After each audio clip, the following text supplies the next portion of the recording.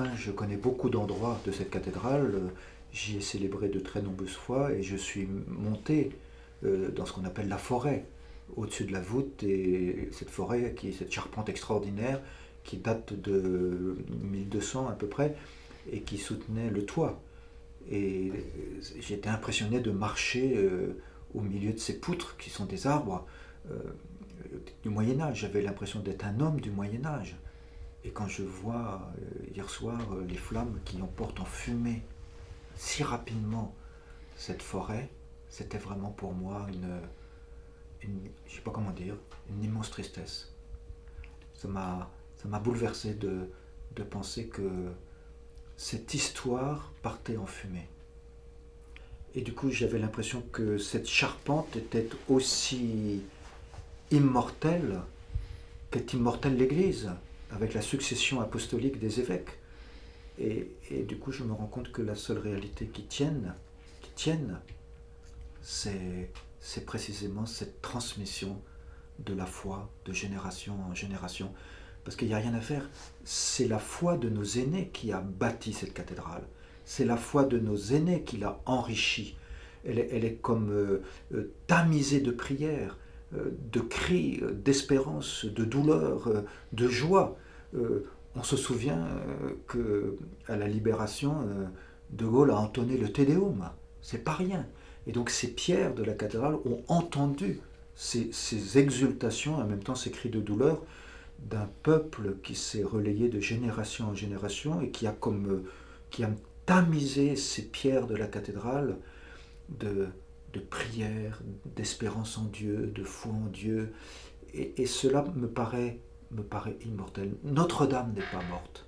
Notre-Dame est présente et elle va ressusciter, elle va revivre et elle est vivante dans le cœur de tant et de tant de croyants et de non-croyants. C'est très difficile de parler des non-croyants, de tous les cœurs humains qui sont sensibles à quelque chose, à un je ne sais quoi que cette grande dame, Notre-Dame, a prononcé, a murmuré au fond des cœurs de chacun, et ça reste le secret des cœurs de chacun. Il y a des millions de personnes à travers le monde qui sont touchées par Notre-Dame, qui sont touchées positivement par Notre-Dame, et qui là sont blessées à cause de ce feu, à cause de cette flèche qui tombe. Quand j'ai vu la flèche tomber, j'étais muet de stupeur. Je me dis, mais c'est pas possible. Il y a comme quelque chose qui s'arrêtait tout d'un coup. Mais en fait, non. Ce matin, quand j'ai vu les images, il n'y a rien à faire. Les tours de Notre-Dame sont là. Elle est belle, elle est imposante. Cette dame, cette grande dame, elle est toujours là pour nous parler. C'est vrai que notre société est comme happée et tentée par du matériel. Eh bien, les cloches de Notre-Dame rappellent le spirituel, rappellent qu'il y a une vraie joie qui est possible, rappellent qu'il y a une espérance qui est toujours possible. Et en plus, ces cloches, elles ont sonné, comme vous dites, la libération, mais plus que la libération, elles ont sonné la paix.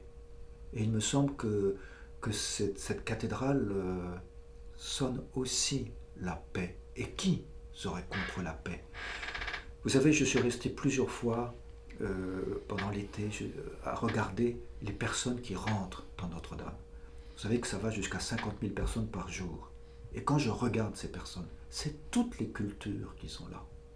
Toutes les cultures, toutes les langues sont là. C'est impressionnant, du plus jeune au plus ancien. C'est très impressionnant. C'est le monde entier qui vient dans cette cathédrale Notre-Dame.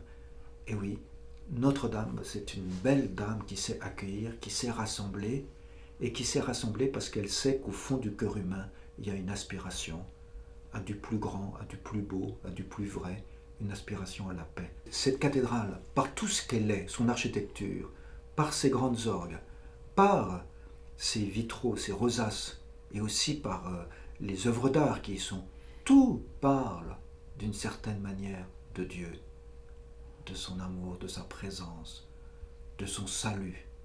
Tout parle de ça. Et c'est impossible d'entrer à Notre-Dame en restant superficiel. C'est sur plusieurs générations qu'elle a été construite. Et c'est au même moment où se fonde l'université de Paris, en 1200. Et c'est comme si c'était une harmonie, à ce moment, à ce XIIIe siècle du Moyen-Âge, c'est comme s'il y avait une harmonie extraordinaire entre la foi et la raison, entre l'intelligence qui cherche et la foi qui cherche aussi. Et il me semble qu'il y avait une espèce d'harmonie, une paix dans les cœurs, une paix dans les esprits assez étonnante. Et nous avons à recueillir cet héritage aujourd'hui devant ce feu qui brûle la toiture de Notre-Dame, qui fait tomber la flèche, qui heureusement n'a pas touché les tours. On peut se poser la question, pourquoi Notre-Dame? Pourquoi ce bâtiment? Pourquoi ça touche tant les cœurs de millions et de millions? Pourquoi une des plus riches fortunes de France tout de suite dit 300 millions? C'est quand même considérable. Pourquoi? C'est que cette Notre-Dame, qui est une grande dame, ça parle au cœur de plein de gens. Et dans le fond, qu'est-ce qui fait vivre cette cathédrale? Ce ne sont pas simplement les touristes, mais c'est la communauté chrétienne qui se rassemble et qui prie, et qui fait que cette cathédrale garde son sens spirituel, son sens de la foi, son sens de Dieu. Et c'est ainsi que des touristes peuvent entendre quelque chose au fond de leur cœur, dans le respect des consciences et des convictions de chacun. Voilà ce qu'est Notre-Dame pour moi. Or, dans la Bible, c'est très intéressant, Dieu est comparé à une mère. Pourquoi? Précisément à cause de l'amour gratuit et plein de tendresse que peut vivre une mère pour son enfant. Et c'est cette idée-là qui a fait que le peuple hébreu a pensé que Dieu pouvait être comparé à une mère, à une grande femme, à une grande dame. C'est ça Notre-Dame de Paris. C'est un sourire de Dieu, c'est une présence de Dieu et de la gratuité de sa présence et de son amour pour tout homme, quel qu'il soit. Et ça, le fait que le président se taise, je lui rends hommage, il comprend qu'il y a quelque chose de plus grand que lui, de plus grand que la République, c'est cette présence inaltérable d'une transcendance que les chrétiens appellent Dieu, qui s'est pleinement révélé en Jésus-Christ, Jésus-Christ qui est célébré dans cette cathédrale avec la relique de la couronne d'épines. C'est quand même extraordinaire. La tunique de Saint-Louis, qui est là, qui sont conservées, qui ne sont pas touchées, avec cette croix en argent, qui est derrière le vœu de Louis XIII, au fond du cœur de la cathédrale. Tous ces symboles chrétiens, ce sont les symboles du plus grand amour, de celui qui, sur la croix, que nous allons célébrer vendredi saint, peut dire « Pardonne-leur, ils ne savent pas ce qu'ils font. En tes mains, je remets mon esprit. » Il me semble que quand le président Macron a annoncé hier soir qu'il y aurait la reconstruction, dans le fond, qu'est-ce qu'il a fait? Il n'a fait que obéir à cette force populaire extraordinaire qui s'exclamait « c'est impossible, c'est pas possible que cette cathédrale brûle » et qu'il fallait la reconstruire.